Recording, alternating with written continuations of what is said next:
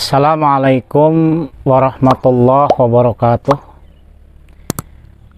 Innal hamdalillah nahmaduhu wa nasta'inuhu wa nastaghfiruh wa na'udzu billahi min shururi anfusina wa min sayyiati a'malina. May yahdihillahu fala mudhillalah wa may yudlil fala hadiyalah. Asyhadu an la ilaha illallah wahdahu la syarikalah wa asyhadu anna Muhammadan abduhu wa rasuluhu la nabiyya ba'da. Allahumma shalli wa sallim ala sayyidina Muhammadin wa ala alihi wa sahbihi ajma'in. Amma ba'du. Pemirsa Assalam TV rahimakumullah, puji dan syukur marilah sama-sama kita panjatkan kehadirat Allah Subhanahu wa taala yang atas limpahan dan karunia-Nya alhamdulillah kita semua bisa bertemu kembali dalam kajian ilmu melalui channel Assalam TV. Mudah-mudahan apa yang kami sampaikan akan menambah wawasan keilmuan yang bisa meningkat kepada sebuah pemahaman, keyakinan, dan kemudian aplikasi dalam kehidupan kita sehari-hari.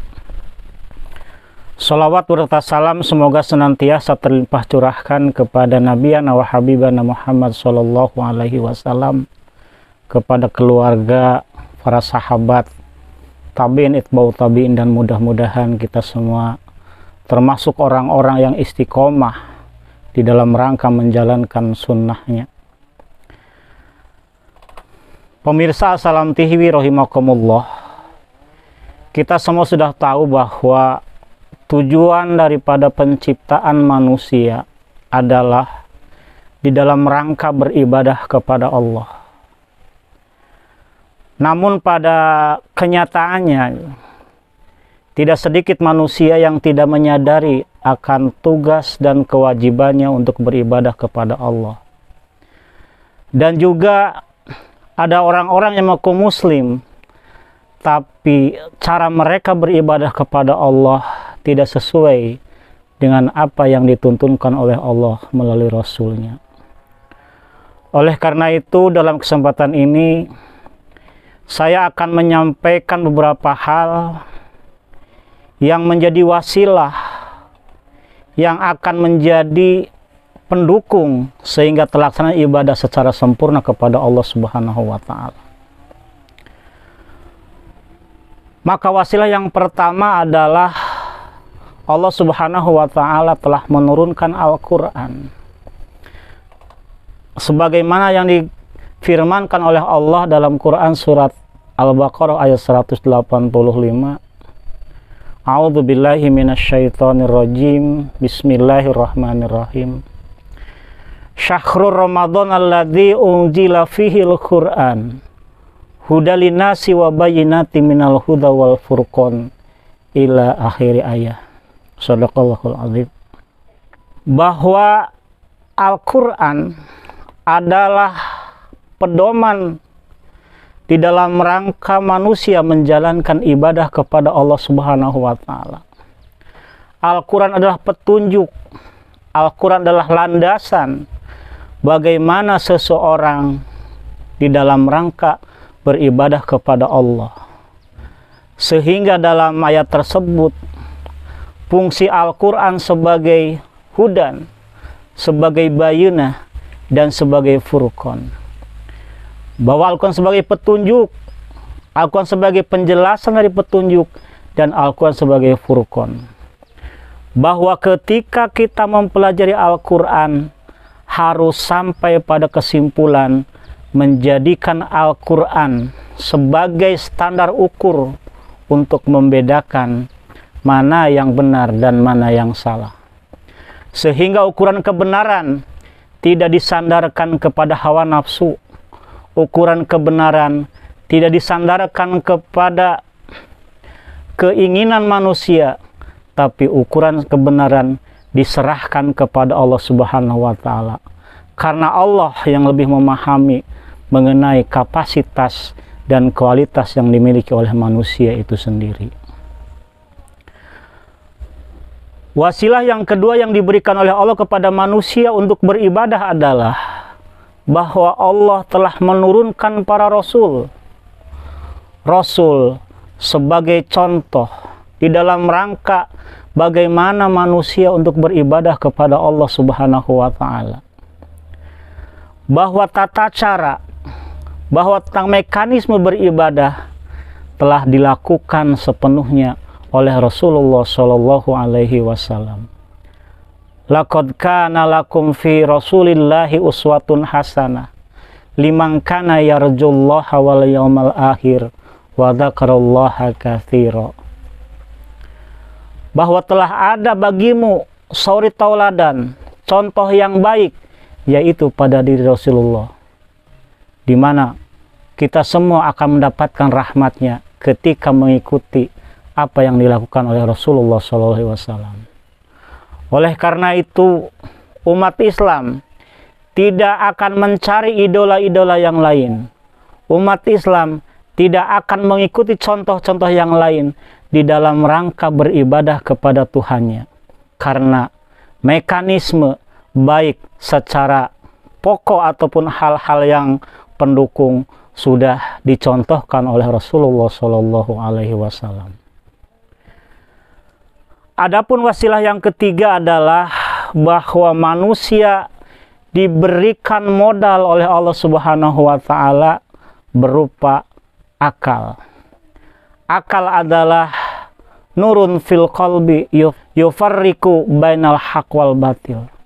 Bahwa akal adalah cahaya di dalam hati yang akan mampu membedakan mana yang benar dan mana yang salah. Akal adalah sebuah anugerah yang diberikan oleh Allah hanya kepada manusia. Dan akal menjadi pembeda antara manusia dengan makhluk yang lainnya. Kenapa manusia diberikan akal? Karena manusia memiliki tugas sebagai pemimpin yang akan mengendalikan harus dibagaimanakan tentang kehidupan dunia ini. Sehingga manusia yang akan selamat adalah manusia yang akan mengikuti dorongan akalnya, bukan dorongan hawa nafsunya. Sebagaimana sabda Rasulullah SAW, tuba liman kana aqluhu amiron wa hawahu asiron. Berbahagialah orang-orang yang menjadikan akalnya sebagai pemimpin dan hawa nafsunya sebagai tawanan. Dan juga sebaliknya, wa wailu liman kana aqluhu asiron wa hawahu amiron. Dan celakalah orang-orang yang hawa nafsunya menjadi pemimpin sementara akalnya menjadi tawanan.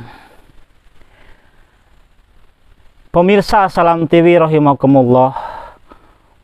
Dan wasilah yang selanjutnya adalah bahwa Allah Subhanahu wa taala telah menciptakan bumi sebagai tempat dan sarana di dalam rangka bagaimana kita beribadah kepada Allah.